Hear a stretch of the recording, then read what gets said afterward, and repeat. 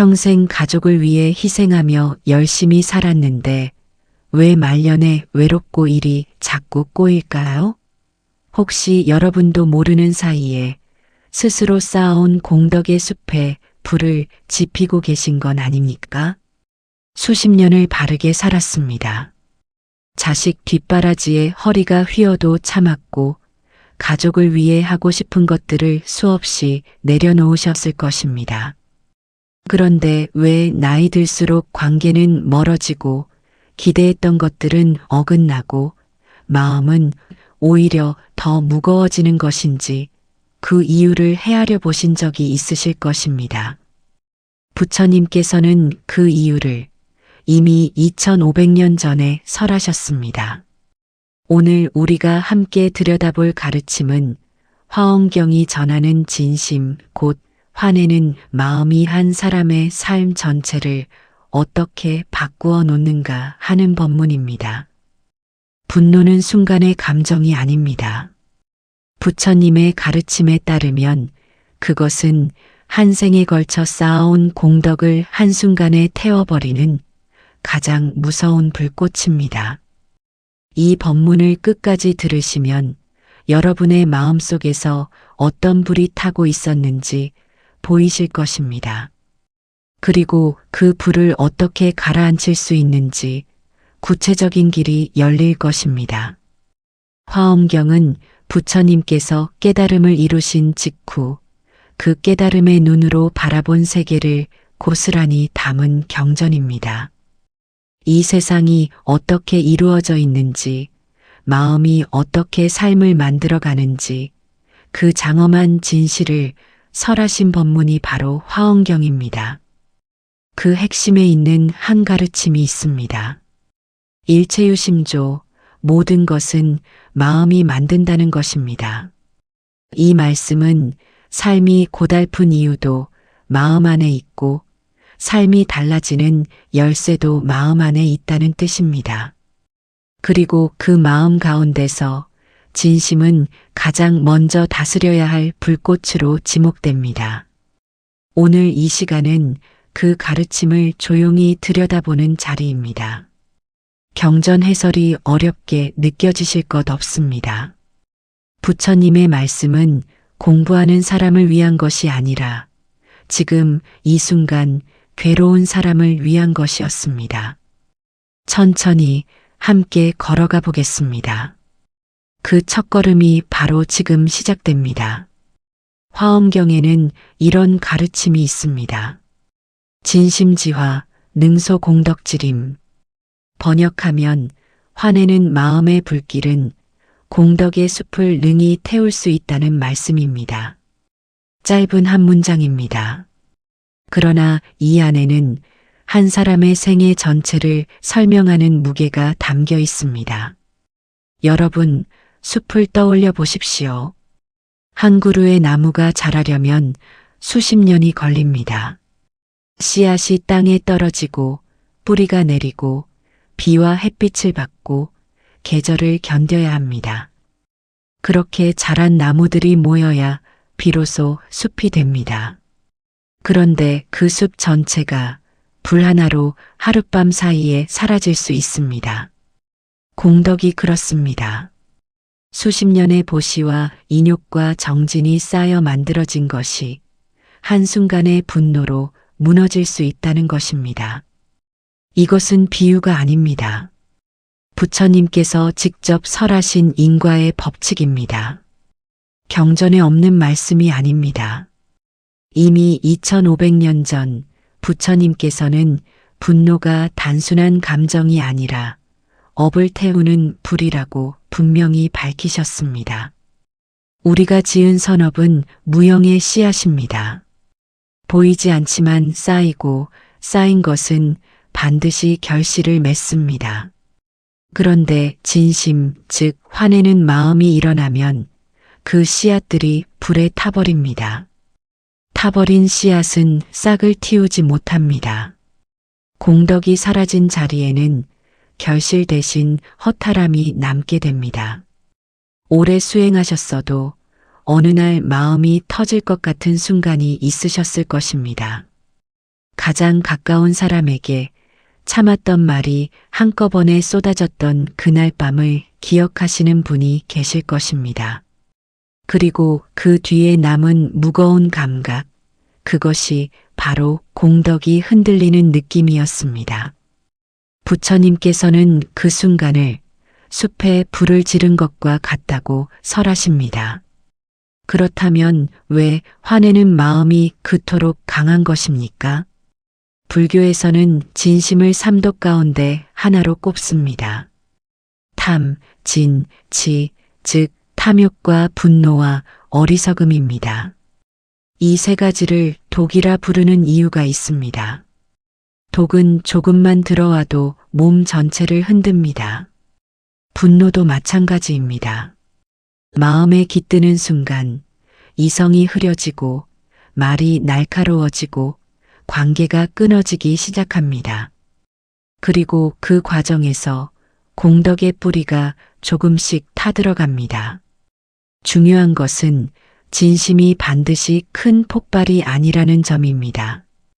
부처님께서는 참지 않고 내뱉는 분노만을 말씀하신 것이 아닙니다.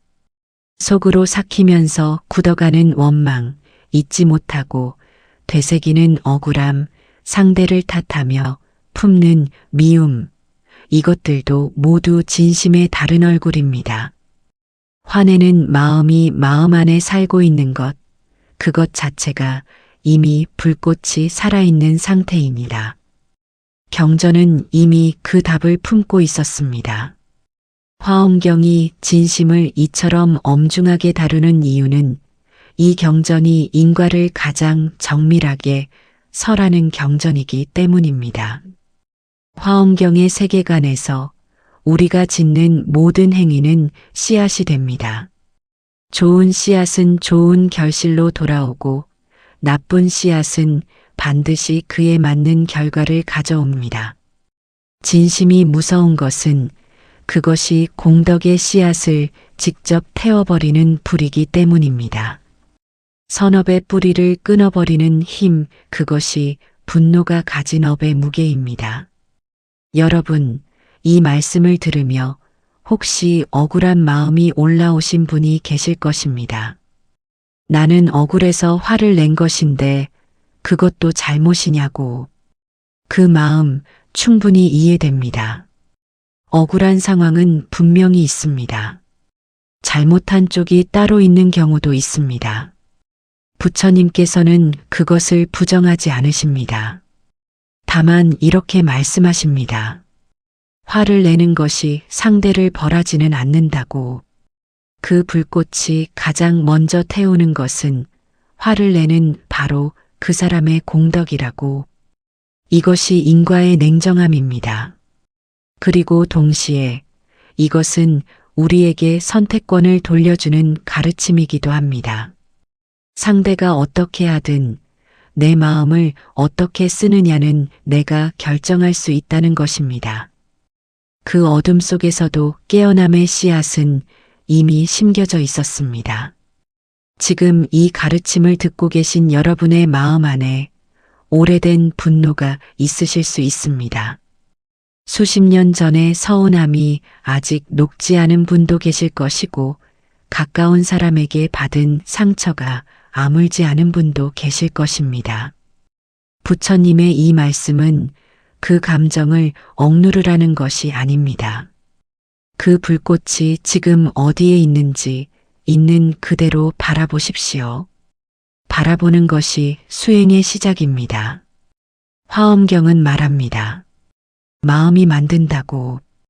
그렇다면 분노로 만들어진 것도 마음으로 다시 녹일 수 있습니다. 공덕의 숲이 타버렸다고 느끼시는 분도 지금 이 순간부터 다시 씨앗을 심을 수 있습니다. 부처님께서는 그 가능성을 화엄경 안에 분명히 열어두셨습니다. 부처님께서는 그 가능성을 화엄경 안에 분명히 열어두셨습니다. 그런데 그 가능성을 막는 것이 있습니다. 우리가 가장 쉽게 놓치는 곳, 바로 가장 가까운 사람을 향한 마음입니다. 평생 곁에 있었던 사람이 있습니다. 수십 년을 함께 살아온 남편, 내 몸으로 낳아 키운 자식. 그 사람들에게 가장 많이 참았고 가장 많이 상처받으셨을 것입니다. 그리고 그 원망이 지금도 마음 어딘가에 조용히 살아있는 분이 계실 것입니다. 드러내지 않아서 없는 것이 아닙니다. 말하지 않아서 사라진 것이 아닙니다. 화엄경은 말합니다. 마음이 만든다고. 일체유심조. 이 한 구절이 CH3의 핵심입니다. 일체유심조를 흔히 이렇게 오해합니다. 마음을 좋게 먹으면 현실이 바뀐다고. 긍정적으로 생각하면 좋은 일이 온다고. 그러나 부처님의 가르침은 그보다 훨씬 깊은 곳을 가리킵니다. 일체유심조는 현실을 바꾸는 주문이 아닙니다. 지금 내가 경험하는 모든 것이 내 마음이 지어온 것이라는 인과의 선언입니다. 이것이 노년의 외로움과 어떻게 연결됩니까? 가장 가까운 사람을 향한 분노는 멀리 있는 사람에게 내는 분노보다 훨씬 무겁습니다. 인연의 깊이만큼 그 마음이 지어내는 업의 무게도 깊어집니다. 남편이 서운하게 할 때마다 삼켰던 원망, 자식이 기대에 못 미칠 때마다 치밀었던 실망, 그 마음들이 하나하나 업장으로 쌓입니다. 업장은 보이지 않습니다. 그러나 쌓인 것은 반드시 모습을 드러냅니다. 그 모습이 외로움입니다. 그 모습이 몸의 피로와 마음의 공허함입니다. 경전의 말씀은 아는데 삶에서는 여전히 흔들리는 그 간극을 느끼셨던 분이 계실 것입니다. 그 간극의 뿌리가 바로 여기에 있습니다. 가르침은 알지만 가장 가까운 사람 앞에서 마음이 흔들리는 것, 그것이 우리가 아직 풀지 못한 숙제입니다. 부처님께서는 안한존자에게 이런 가르침을 전하셨습니다. 남을 원망하는 마음은 화살을 상대에게 쏘기 전에 자신의 손을 먼저 태운다고. 원망이 누구에게 가장 먼저 닿습니까? 상대가 아닙니다. 그 마음을 품고 있는 나 자신입니다. 원망하는 동안 내 안에서는 공덕의 씨앗들이 서서히 열기에 시들어갑니다. 이것은 자책하라는 말씀이 아닙니다. 부처님께서는 결코 그렇게 말씀하지 않으십니다. 오히려 반대입니다. 화엄경의 인과 법칙이 이토록 정밀한 이유는 원인을 알아야 결과를 바꿀 수 있기 때문입니다. 내 노년의 외로움이 어디서 왔는지 알게 되면 그 방향을 돌릴 수 있습니다. 마음이 만든 것이기에 마음으로 풀 수 있다고 부처님께서는 설하셨습니다. 실제로 말년의 관계가 회복되고 몸이 가벼워진 분들의 공통점이 있습니다. 거창한 수행이 아니었습니다. 오래 묵혀두었던 원망 하나를 내려놓은 것, 그것이 시작이었습니다. 자식에 대한 기대를 놓아주었을 때 관계가 숨을 쉬기 시작하였습니다. 남편에게 품었던 억울함을 더 이상 되새기지 않기로 했을 때 몸의 긴장이 조금씩 풀리기 시작하였습니다. 이것이 일체유심조의 실제입니다. 관념이 아니라 지금 이 마음에서 일어나는 일입니다. 우리가 오해하는 또 하나가 있습니다. 원망을 내려놓으면 상대를 용납하는 것이냐고, 그 사람이 잘못한 것을 없었던 일로 해야 하느냐고. 그렇지 않습니다. 내려놓는다는 것은 그 기억을 오늘도 꺼내서 마음을 태우는 일을 멈추는 것입니다. 상대를 위해서가 아닙니다. 내 공덕의 숲을 더 이상 태우지 않기 위해서입니다. 여러분의 마음 안에 오래된 원망이 있다면 잠시 그것을 바라보십시오. 누구를 향한 것인지, 얼마나 오래된 것인지, 지금도 뜨거운지, 그것을 알아차리는 것 자체가 이미 그 불꽃의 힘을 줄이는 수행입니다. 부처님의 가르침은 바로 그 자리를 가리키고 있었습니다. 먼 곳이 아닙니다. 가장 가까운 사람을 향한 내 마음, 바로 그 자리입니다. 가장 가까운 사람을 향한 내 마음, 바로 그 자리가 수행의 시작이라고 말씀드렸습니다. 그런데 그 마음이 오래 쌓이면 어떻게 됩니까? 부처님께서는 그 결과를 놀랍도록 구체적으로 밝혀두셨습니다. 소업분별경에 이런 가르침이 있습니다. 부처님께서 제자들에게 업의 작용을 설하시며 분노를 오래 품은 사람과 자비를 오래 닦은 사람의 외형이 달라진다고 전하십니다. 업은 마음 안에만 머물지 않습니다. 그것은 얼굴로 나타나고 몸의 기운으로 드러나며 주변 사람들이 느끼는 기운으로 번져갑니다. 분노를 오래 품은 사람의 얼굴에는 굳은 선이 새겨집니다. 눈빛이 탁해지고 입 주변이 아래로 처지고 이마에 깊은 주름이 자리를 잡습니다. 이것은 표정 근육의 문제가 아닙니다.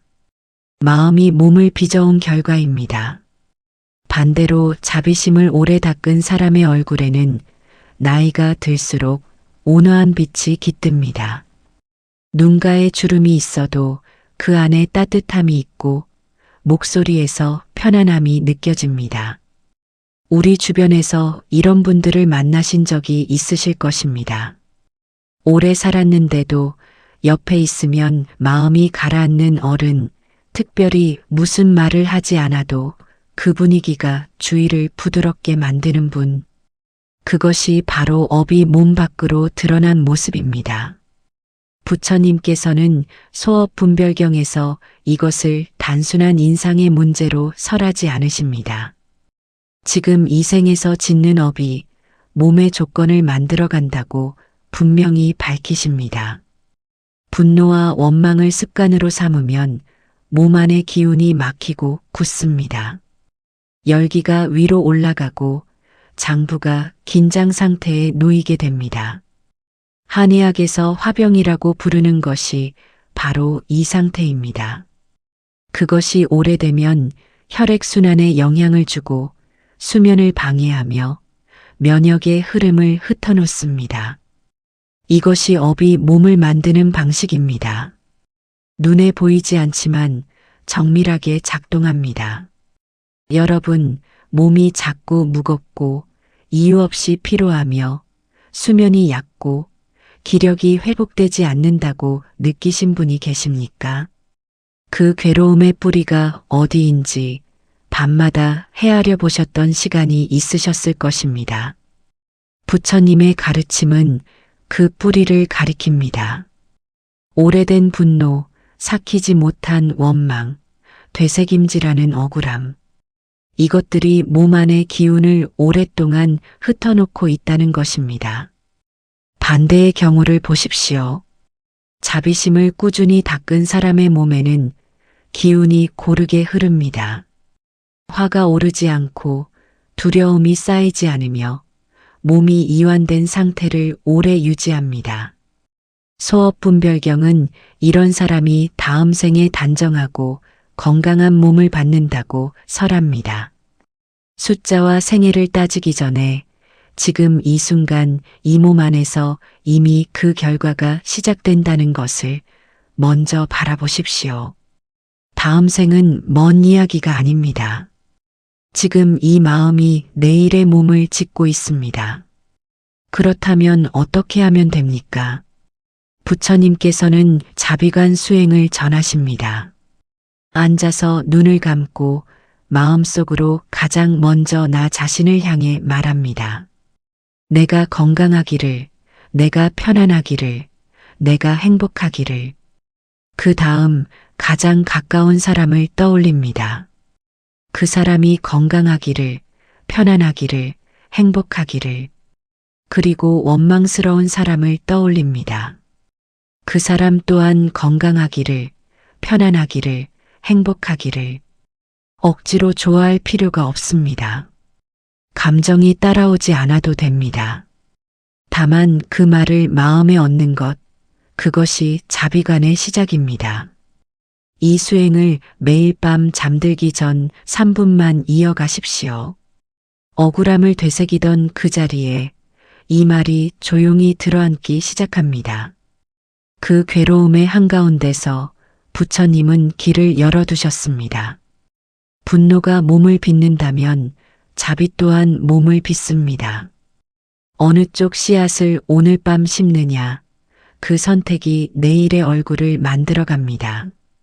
어느 쪽 씨앗을 심느냐, 그 선택이 내일의 얼굴을 만들어간다고 말씀드렸습니다. 그 선택의 순간이 언제인지 아십니까? 화가 막 치밀어 오르는 바로 그 찰나입니다. 말년의 관계가 회복되고 마음이 가벼워진 분들의 공통점을 오래 살펴보면 그들에게는 한 가지 습관이 있었습니다. 화가 날 때 바로 내뱉지 않는 것, 그러나 억누르는 것도 아닙니다. 그 감정이 일어나는 것을 마치 강가에 서서 물살을 바라보듯 잠시 지켜보는 것입니다. 불교에서는 이것을 지관이라 합니다. 지는 멈춤입니다. 감정이 곧바로 행동으로 흘러가는 것을 한 박자 멈추는 것입니다. 관은 바라봄입니다. 멈춘 자리에서 지금 내 안에서 무슨 일이 일어나고 있는지 조용히 살피는 것입니다. 이 두 글자가 합쳐진 것이 지관수행이며 화엄경이 가리키는 깨어남의 실제 방법 가운데 하나입니다. 지관이 어렵게 들리실 수 있습니다. 그러나 그 핵심은 단순합니다. 화가 올라올 때 그 화를 내가 화를 내고 있다고 알아차리는 것입니다. 화와 내가 하나가 되는 것이 아니라 화라는 감정이 일어나고 있음을 바라보는 자리에 잠시 서는 것입니다. 비유를 하나 들겠습니다.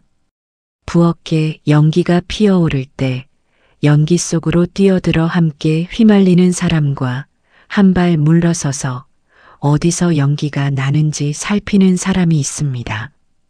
전자는 연기가 가라앉을 때까지 아무것도 볼 수 없고 후자는 불씨를 찾아 끌 수 있습니다. 감정도 그렇습니다. 화 속으로 뛰어들면 말이 먼저 나가고 후회가 뒤따릅니다.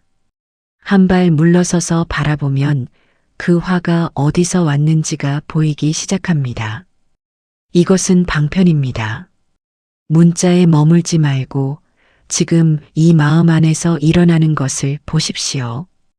법당 앞에서도 고요해지지 않는 마음 때문에 스스로를 탓하셨던 적이 있으실 줄 압니다. 수행한다고 하는데 화가 올라오면 내가 아직 멀었나 싶으셨을 것입니다. 그러나 지관은 화가 올라오지 않는 경지가 아닙니다. 화가 올라올 때 그것을 알아차리는 것입니다. 알아차림 자체가 이미 수행입니다. 부처님께서는 이것을 정념, 즉 바른 알아차림이라 설하십니다. 감정이 일어나는 것은 막을 수 없습니다. 우리 모두 인연 속에 살고 인연은 때로 마음을 흔듭니다. 그러나 그 감정에 즉각 끌려가느냐, 한 박자 알아차리고 바라보느냐, 이 차이가 업의 방향을 바꿉니다. 분노가 공덕을 태우는 것은 화가 일어난 순간이 아닙니다. 그 화를 붙들고 키우며 행동으로 내보내는 순간입니다. 지관을 일상에서 어떻게 쓸 수 있습니까? 자식이 기대에 어긋난 말을 했을 때, 남편이 무심하게 굴었을 때, 서운함이 올라오는 그 순간에 이렇게 해보십시오. 숨을 한번 고르십시오. 그리고 마음속으로 조용히 말합니다. 지금 서운함이 일어나고 있구나. 이름을 붙이는 것입니다. 이름을 붙이는 순간 감정과 내 사이에 아주 얇은 틈이 생깁니다. 그 틈이 공덕의 숲을 지키는 방벽입니다. 이 수행은 앉아서 하는 것이 아닙니다. 부엌에서도 전화를 받으면서도 자리에 누워서도 할 수 있습니다. 화가 오를 때마다 그 감정에 이름을 붙이는 것, 이것이 지관의 생활 수행입니다. 처음에는 이름을 붙이기도 전에 말이 나가 있을 것입니다. 그래도 괜찮습니다. 뒤늦게라도 알아차렸다면 그것이 이미 수행의 시작입니다. 화엄경이 설하는 깨달음은 먼 산 위 절에 있지 않습니다. 지금 이 순간 화가 오르는 자리에서 한 박자 멈추는 것, 그 작은 선택 안에 있습니다. 우리가 일상에서 그 선택을 쌓아갈 때 공덕의 숲은 조금씩 다시 자라나기 시작합니다. 공덕의 숲은 조금씩 다시 자라난다고 말씀드렸습니다. 그 숲을 다시 키우는 데 있어 지관 수행 다음으로 힘이 강한 것이 있습니다. 입을 닫는 것입니다. 불교에서는 몸과 말과 뜻으로 짓는 업을 신구의 삼업이라 합니다. 이 가운데 구업, 즉 입으로 짓는 업은 가장 빠르게 쌓이고 가장 가까운 곳에서 관계를 끊어놓습니다. 칼은 몸에 상처를 내지만 말은 마음에 상처를 냅니다. 그리고 마음의 상처는 몸의 상처보다 오래 남습니다.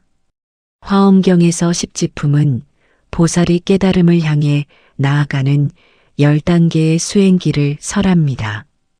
그 가운데 네 번째 단계인 염해지에서 보살은 말에 대한 수행을 본격적으로 닫기 시작합니다. 불필요한 말을 줄이고 진실을 담은 말만 남기며 상대를 세우는 말을 익힙니다. 이 단계가 중요한 이유는 깨달음의 길에서 말이 그만큼 결정적이기 때문입니다. 일상에서 우리가 짓는 구업 가운데 가장 흔한 것이 있습니다. 잔소리입니다. 자식에게 하는 말, 남편에게 반복하는 지적, 며느리를 향한 평가, 그 말들이 나쁜 의도에서 나온 것이 아님을 압니다. 오히려 걱정에서, 기대에서, 사랑에서 나온 것입니다. 그러나 부처님께서는 이렇게 말씀하십니다. 좋은 뜻이 담겼더라도 상대가 받아들일 수 없는 방식으로 반복될 때 그 말은 이미 구업이 된다고. 받아들여지지 않는 말을 반복하는 것은 공덕을 태우는 일이기도 합니다. 상대의 마음이 다치고 관계가 멀어지며 내 마음 안에도 실망과 분노가 쌓입니다. 결국 말 한마디가 세 방향에서 동시에 불을 지핍니다.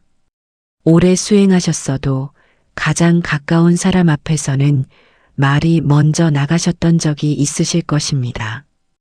그것은 수행이 부족해서가 아닙니다. 그만큼 깊이 연결된 인연이기 때문입니다. 인연이 깊을수록 기대가 크고 기대가 클수록 말이 많아집니다. 부처님께서는 구업을 소멸하는 방법으로 침묵의 공덕을 설하십니다. 이것은 아무 말도 하지 말라는 것이 아닙니다. 세 가지를 물어보고 입을 여는 것입니다. 이 말이 진실한가? 이 말이 지금 필요한가? 이 말이 상대에게 도움이 되는가? 이 세 가지 가운데 하나라도 아니라면 그 말은 멈추는 것이 공덕입니다. 집안의 기운은 말로 만들어집니다. 비난이 오가는 집에는 긴장이 쌓이고 칭찬과 고요한 말이 흐르는 집에는 사람이 모입니다. 여러분이 오늘 하루 동안 가족에게 한 말을 돌아보십시오. 그 말들이 집안의 기운을 어떤 방향으로 빚어왔는지 느끼실 수 있을 것입니다. 구업을 줄이는 구체적인 수행 방법이 있습니다. 염불입니다. 말이 올라오려 할 때 그 자리에서 마음속으로 조용히 나무아미타불을 한번 외십시오. 소리를 낼 필요가 없습니다. 마음으로 부처님 이름을 부르는 그 순간 입이 먼저 나가는 흐름이 한 박자 끊깁니다. 이것이 염불이 구업 소멸의 효과적인 까닭입니다. 말이 업이 되기 직전에 그 찰나를 부처님 이름이 붙잡아줍니다. 또 하나는 칭찬 사경입니다. 가족 가운데 한 명을 떠올리고 그 사람의 좋은 점 3가지를 종이에 적는 것입니다. 잘못한 점을 적는 것이 아니라 좋은 점을 찾아 쓰는 것입니다. 처음에는 한 가지도 잘 떠오르지 않을 수 있습니다. 그것이 바로 지금 그 사람과의 관계에서 구업이 얼마나 쌓여 있는지를 보여주는 신호입니다. 경전은 이미 그 답을 품고 있었습니다. 침묵은 약함이 아닙니다. 말을 아끼는 것은 관계를 포기하는 것이 아닙니다. 그것은 남은 인연을 더 오래, 더 따뜻하게 이어가기 위한 가장 조용한 형태의 수행입니다. 침묵이 약함이 아니라 남은 인연을 지키는 가장 조용한 수행이라고 말씀드렸습니다. 그런데 침묵보다 더 깊은 수행이 하나 있습니다. 나를 가장 힘들게 한 그 사람을 내 수행의 스승으로 바라보는 것입니다. 처음 들으시면 받아들이기 어려우실 수 있습니다. 그 사람이 어떻게 스승입니까? 수십 년간 상처를 주었고 내 기대를 저버렸으며 지금도 마음속에 응어리로 남아있는 사람인데 그 마음 충분히 이해됩니다. 그러나 화엄경이 가리키는 방향은 바로 그 자리입니다. 화엄경 입법계품에는 선제동자의 구도 여정이 펼쳐집니다. 선제동자는 깨달음을 얻기 위해 53명의 선지식을 찾아다닙니다. 그런데 그 53명이 모두 훌륭한 스님이나 성인이 아닙니다. 상인도 있고 뱃사람도 있고 어린 소녀도 있습니다. 심지어 당시 사람들이 고개를 저을 만한 행동을 하는 이도 있었습니다. 선제동자는 그들 모두에게서 배웠습니다. 그가 배운 것은 그들의 덕행이 아닙니다. 그들을 통해 자신의 마음이 어떻게 반응하는지 그것을 배운 것입니다. 이것이 화엄경이 전하는 선지식의 진짜 의미입니다. 선지식은 나를 편하게 해주는 사람이 아닙니다. 나의 마음을 건드려 내 안에 무엇을 드러내주는 사람입니다. 그렇다면 나를 가장 힘들게 한 사람은 내 안에서 가장 깊이 숨어 있던 것을 끄집어낸 사람입니다. 그 사람이 건드렸을 때 분노가 올라왔다면 그 분노는 이미 내 안에 있었던 것입니다. 상대는 방아쇠를 당겼을 뿐 총 안의 화약은 오래전부터 내가 담아두고 있었습니다. 이것은 자책하라는 말이 아닙니다. 오히려 반대입니다.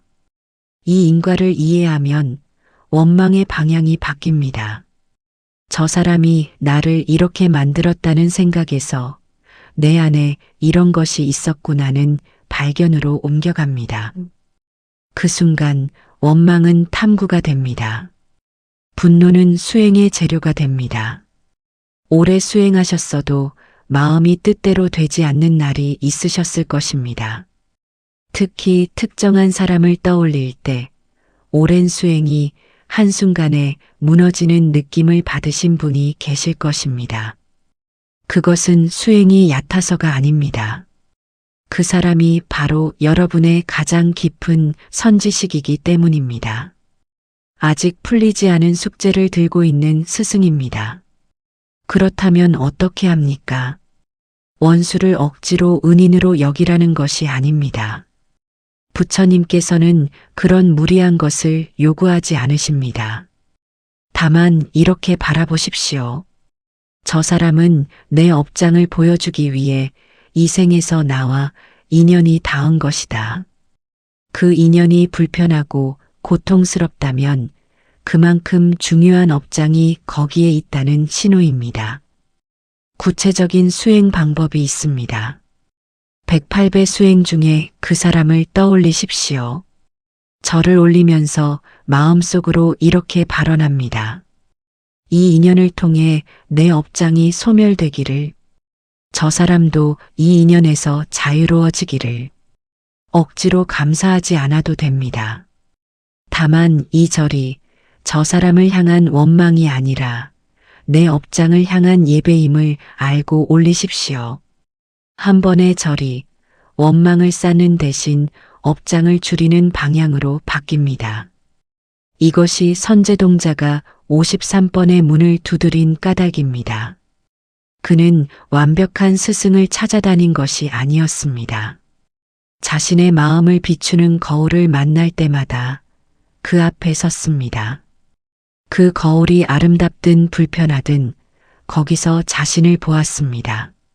마음이 만든 것이기에 마음으로 풀 수 있다고 부처님께서는 설하셨습니다. 나를 힘들게 한 그 인연도 결국 내 마음이 만나야 할 업장을 가져온 것입니다. 그 업장을 해소하는 길은 그 사람을 바꾸는 것이 아니라 그 사람 앞에서 내 마음이 어떻게 반응하는지를 직면하는 것입니다. 그 업장을 해소하는 길은 그 사람을 바꾸는 것이 아니라 그 사람 앞에서 내 마음이 어떻게 반응하는지를 직면하는 것이라고 말씀드렸습니다. 그런데 이 수행이 나 한 사람에게만 영향을 미치는 것이 아닙니다. 화엄경은 여기서 한 걸음 더 나아갑니다. 보현행 원품은 화엄경의 마지막을 장식하는 법문입니다. 보현보살이 설하는 10가지 실천 가운데 그 첫 번째는 예경제불, 모든 부처님을 예배하는 것이고, 두 번째는 칭찬열애, 부처님의 공덕을 기리는 것입니다. 이 두 가지가 제일 앞에 놓인 이유가 있습니다. 밖을 향해 절하고 찬탄하기 전에 내 마음이 먼저 그 방향을 향해야 한다는 것입니다. 집안의 기운은 어디서 옵니까? 큰 것에서 오지 않습니다. 아침에 일어나 가족에게 건네는 첫 마디 식사를 마친 뒤 마음속에 남아있는 감정, 잠들기 전 가족을 떠올리는 그 마음의 온도, 이것들이 모여 집안의 기운을 만들어갑니다. 부처님께서는 업이 물처럼 흐른다고 설하십니다. 높은 곳에서 낮은 곳으로, 강한 곳에서 약한 곳으로 스며듭니다.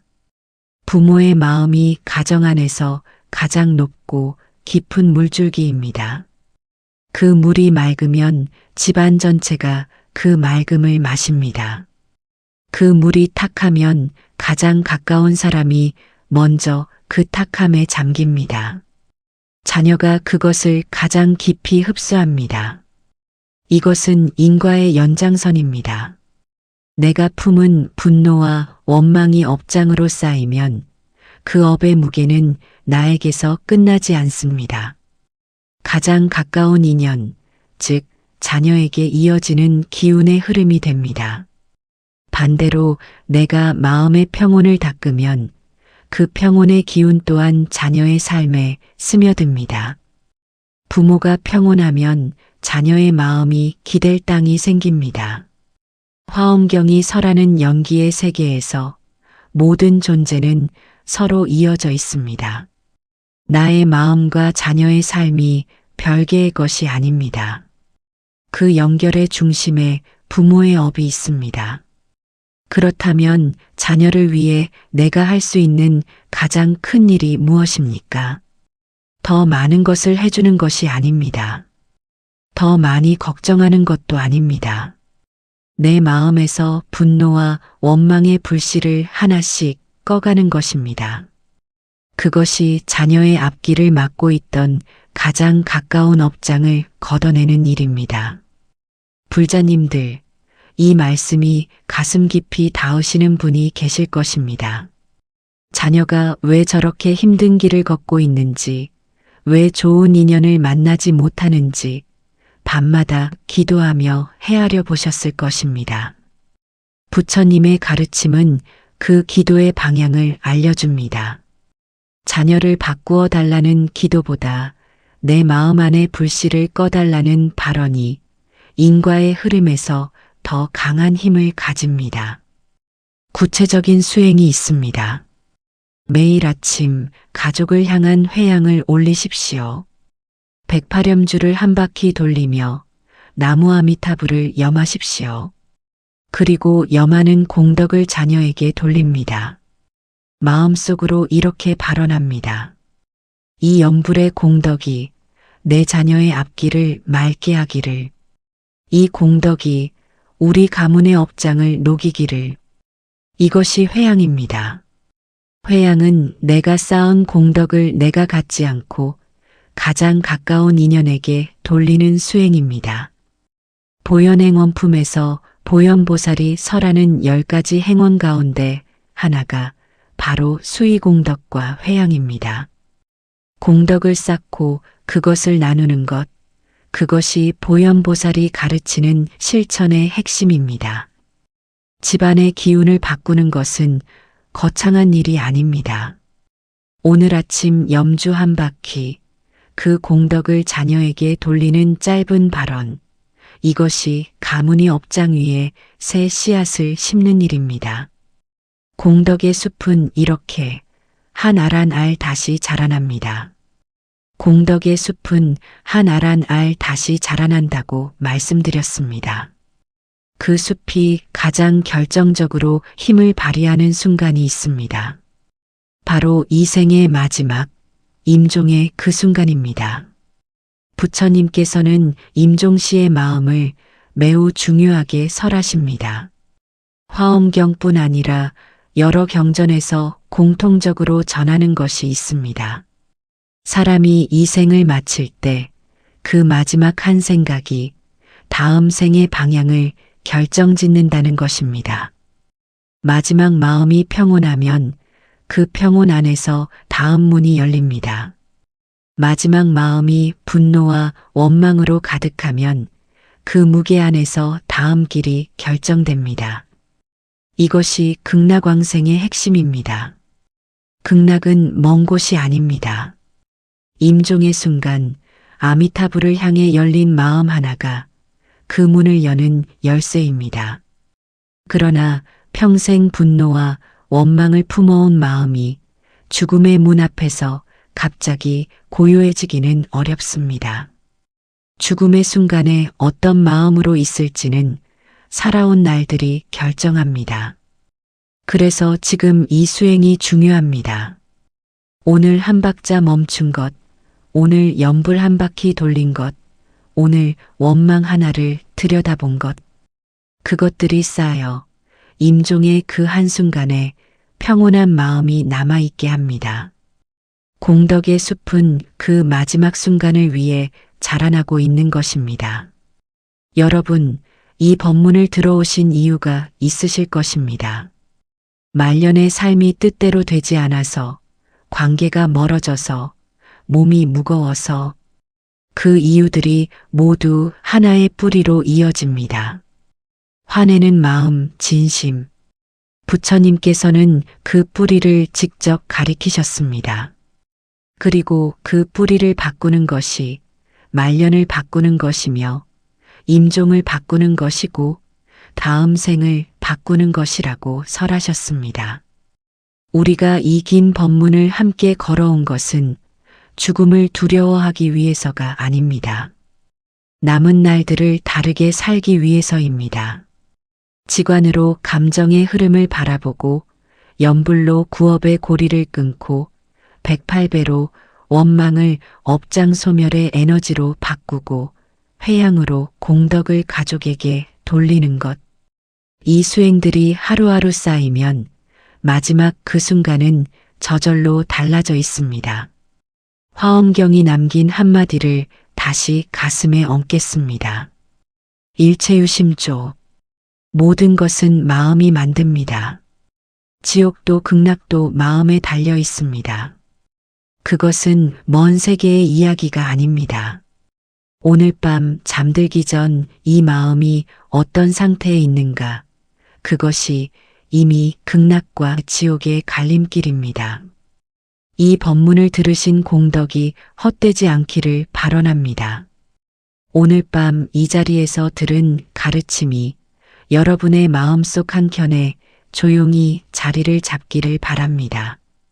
그리고 내일 아침 가장 가까운 사람 앞에서 한 박자 더 멈출 수 있기를, 연불 한 번 더 마음에 올릴 수 있기를 소망합니다.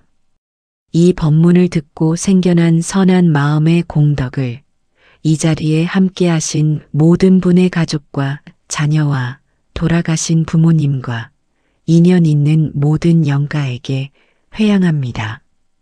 나무 아미타불, 나무 아미타불, 나무 아미타불. 이 법문이 도움이 되셨다면 구독과 좋아요로 더 많은 분들이 이 가르침을 만나실 수 있도록 함께 해주시기 바랍니다. 반야등불은 앞으로도 부처님의 가르침을 여러분의 일상 가까이에서 전해드리겠습니다.